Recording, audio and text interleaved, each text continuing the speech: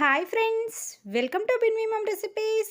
ఈరోజు మన ఛానల్లో ఎన్నో ఔషధ గుణాలు కలిగి ఉన్న కరివేపాకు పొడి ఎలా చేయాలో చూద్దామండి. చాలా అంటే చాలా బాగుంటుంది, ఏమాత్రం చేదు ఉండదండి. ఒకసారి ఈ ప్రాసెస్లో ట్రై చేయండి. ట్రై చేసి డైలీ మీరు భోజనం చేసినప్పుడు ఈ విధంగా ఒక స్పూను ముందుగా కరివేపాకు పొడితో ఒక ముద్ద తినండి. హెల్త్కి అయితే చాలా మంచిది. అయితే ఆ ప్రాసెస్ ఎలాగో చూసేద్దాం రండి. ముందుగా స్టవ్ పైన కడాయి పెట్టుకొని ఒక స్పూన్ ఆయిల్ని యాడ్ చేసుకోవాలి.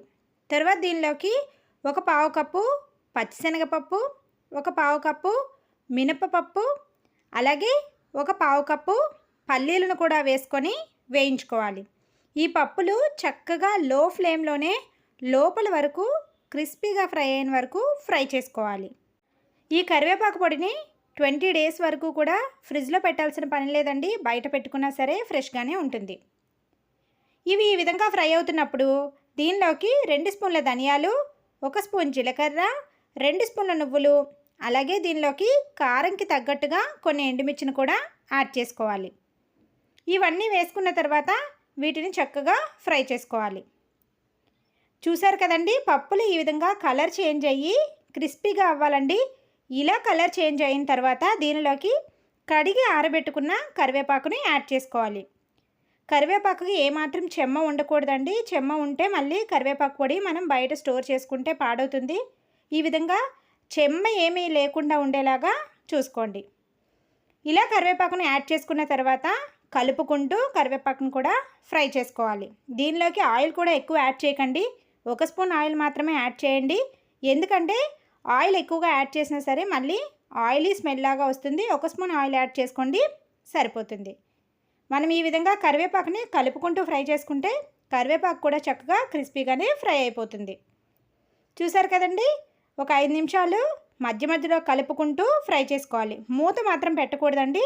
మూత పెట్టకుండానే చక్కగా ఈ విధంగా ఫ్రై చేసుకోవాలి. ఇలా ఫ్రై అయిన తర్వాత స్టవ్ ఆఫ్ చేసుకొని చల్లారబెట్టుకోవాలి. చూసారు కదండి, ఈ విధంగా బాగా చల్లగా అయిన కరివేపాకుని మిక్సీ జార్లోకి యాడ్ చేసుకోవాలి.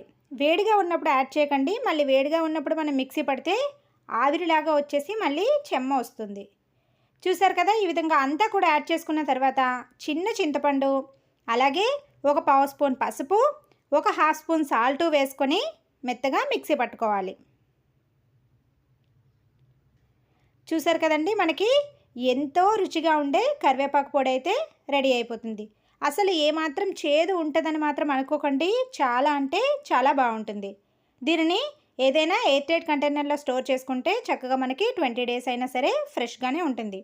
గ్లాస్ జార్ అయినా పర్వాలేదు, లేదంటే ఈ విధంగా ప్లాస్టిక్ కంటైనర్లో అయినా సరే ఎయిర్ టైట్గా ఉండే దానిలో వేసుకొని స్టోర్ చేసుకోండి.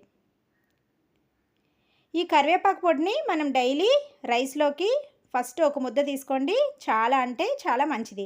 ఈ కరివేపాకు పొడి కలుపుకున్నప్పుడు 1 స్పూను నెయ్యిని కూడా వేడి చేసుకొని యాడ్ చేసుకోండి. అలా 2 కలుపుకొని తీసుకోవడం వలన టేస్ట్ అయితే మరింత బాగుంటుంది.